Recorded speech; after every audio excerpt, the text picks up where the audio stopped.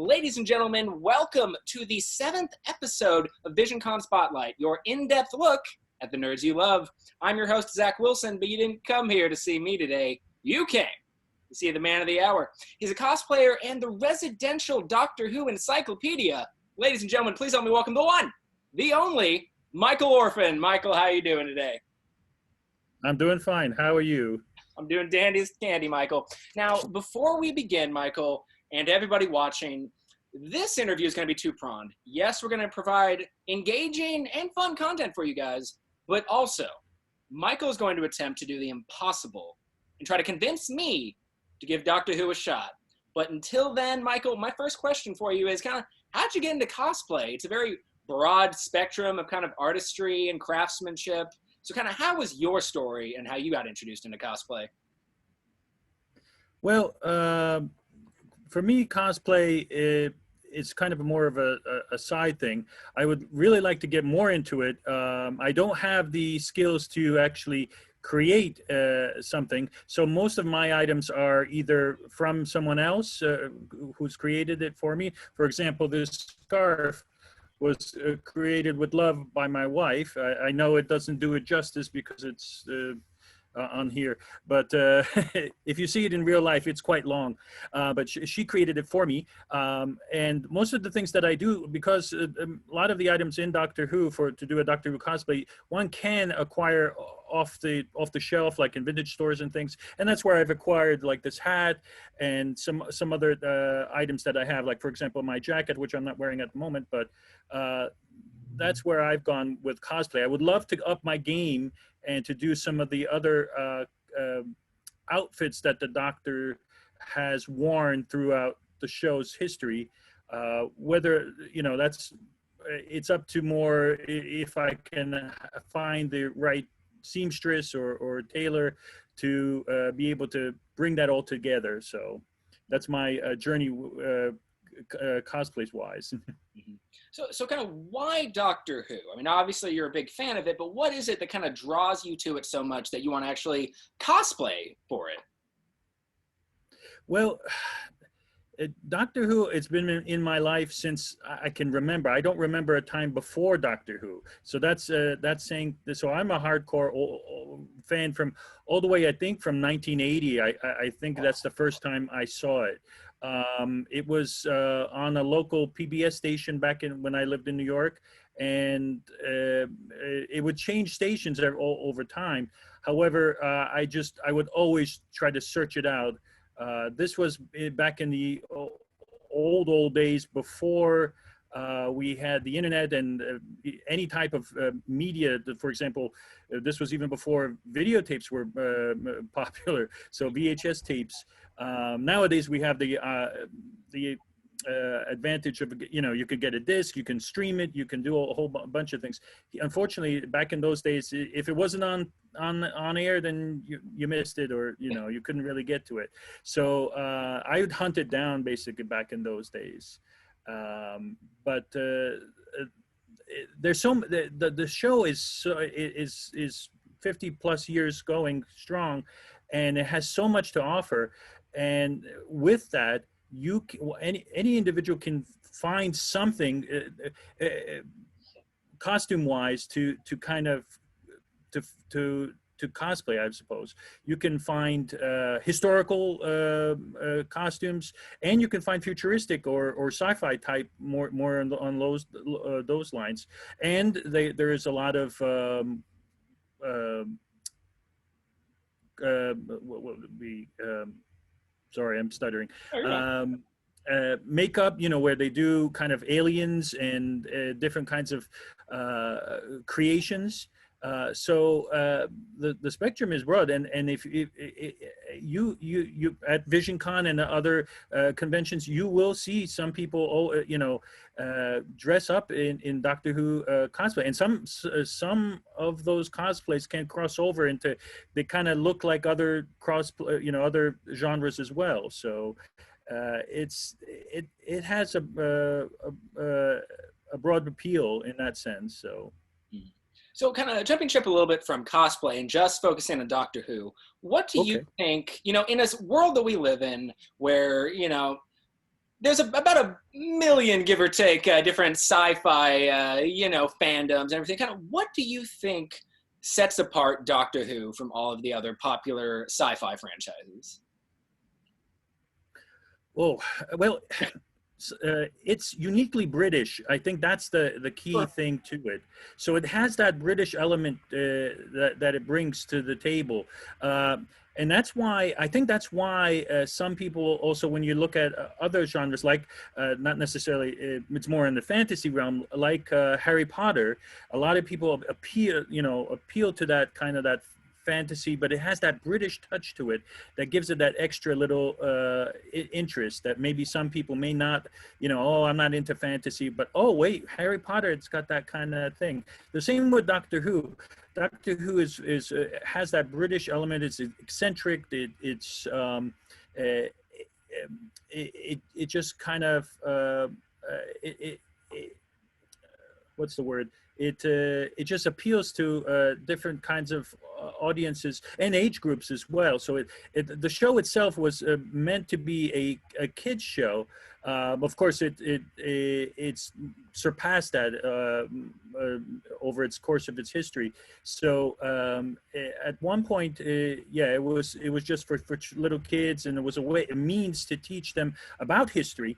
That's morphed, and it's kind of a worldwide phenomenon nowadays. Mm-hmm. So I think the Britishness of it, the unique Britishness of it, and also that it has the ability to traverse time and space. So stories can be, you don't know where the Doctor will wind up at any point. He can be in the future, in the past, wherever and whenever. So that's the appeal of the show, for me anyway. Do you have a particular Doctor that's kind of near and dear to your heart, or are they all just kind of, your precious little babies at the end of the day?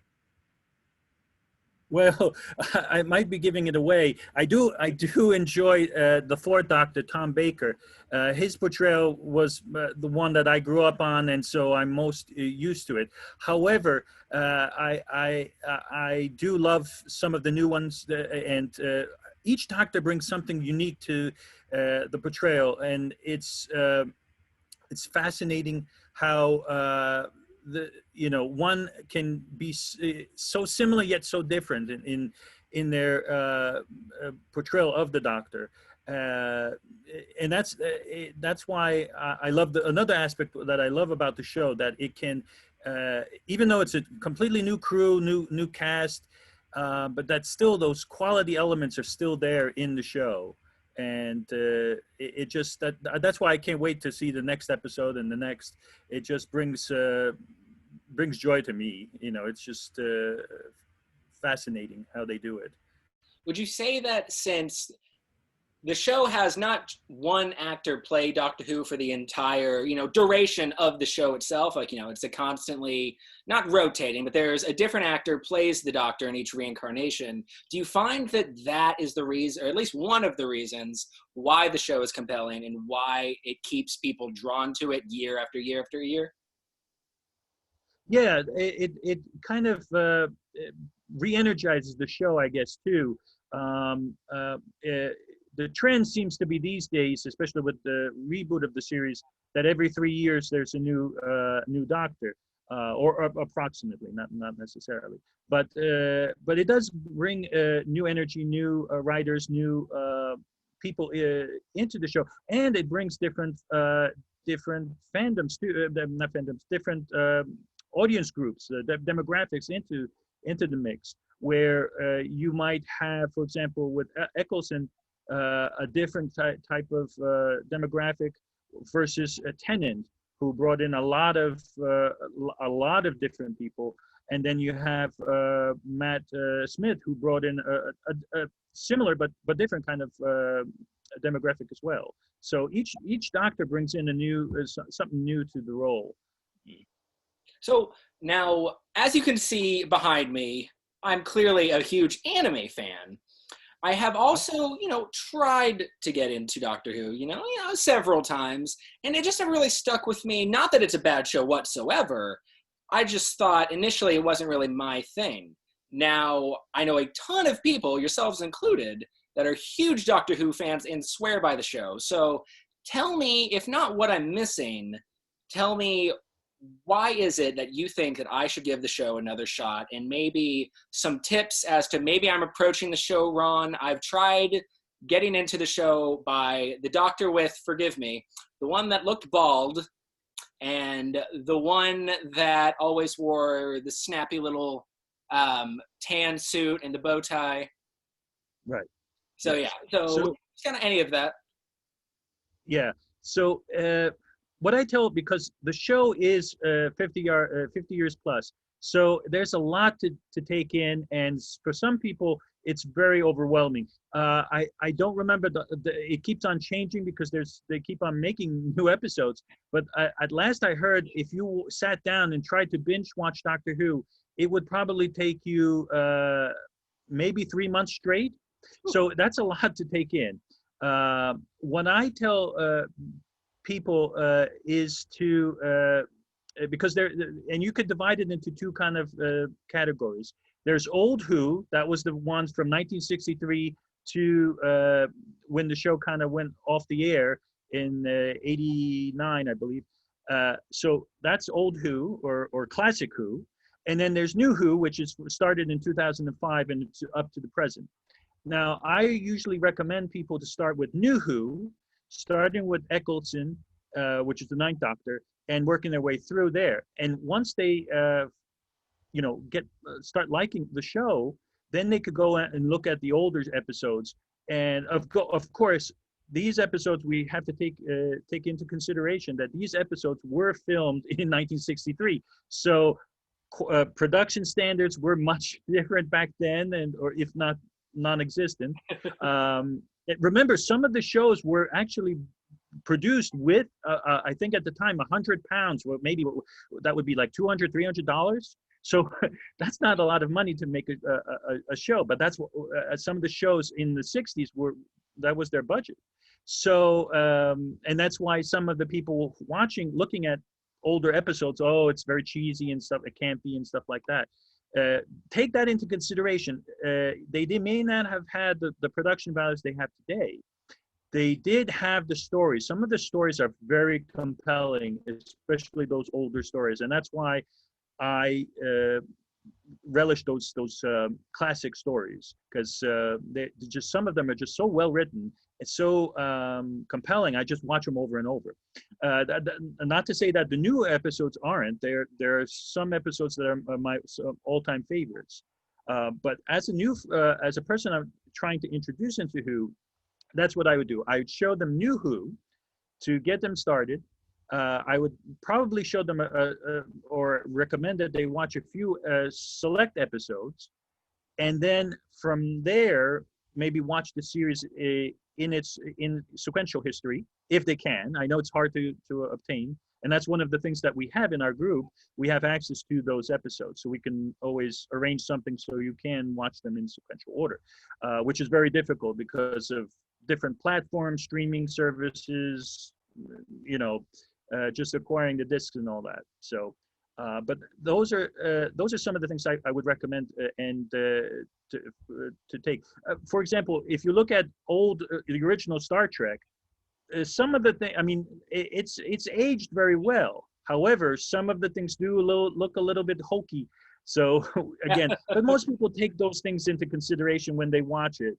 And just to see someone like Shatner or Nimoy, their acting is just amazing as well. The same thing with some of those older, like Tom Baker, the original William Hartnell. They all bring something different to the role, and that's why I try to I try to tell fans, take a look at those episodes or specific episodes. I can make always a list and look at those things, how interesting how the Doctor or the actor goes about doing those certain things, and each one is slightly different in how they would deal with certain generic kind of base under siege. Each one, there are a lot of episodes where they have an individual who is a base under siege. Basically, something is being attacked by aliens, and each Doctor approaches it in a different kind of manner. So and so kind of rewinding back to something you mentioned the group. Now, I kind of want to ask you, obviously, you're a huge fan of the Doctor Who franchise, and rightfully so, and you cosplay it, but what compelled you to start this group that you mentioned? Well, this group wasn't started by me initially. It was started by others, and I was one of the founding members, one could say. However, because of the nature of Springfield, a lot of people, because of all the universities we have and stuff, a lot of people are, I wouldn't say, well, transient, because they kind of move on and stuff, because they finish school and they go back home, or they find a job and they have to leave. So some of the people that were in our group, and unfortunately due to the recent pandemic, some of our members had to leave as well due to financial and other needs and hardships. But the group actually started in 2013. So it's been 7 years already, and the mantle has been given to me recently. So I'm trying to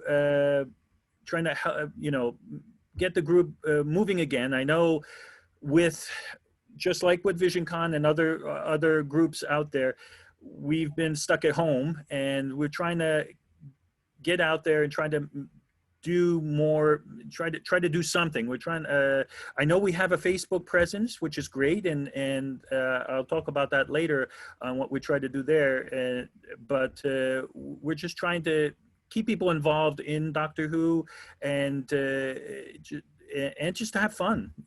That's some of our main goals. Okay. And so do you find that it kind of brings people together a lot, finding this, because, Doctor Who's a very famous franchise, but, it is kind of a nerd fandom, which, nerd culture and pop culture are quickly becoming, more synonymous day by day. But do you find that to some people, at least those that are part of your group, this is kind of a newish kind of home for them? Yeah, I mean, there's a lot of cross fandoms, I guess one could say. So, everyone loves something else, whether it be Star Wars, Harry Potter. So a lot of us are nerds, geeks, whatever the terminology you want to use.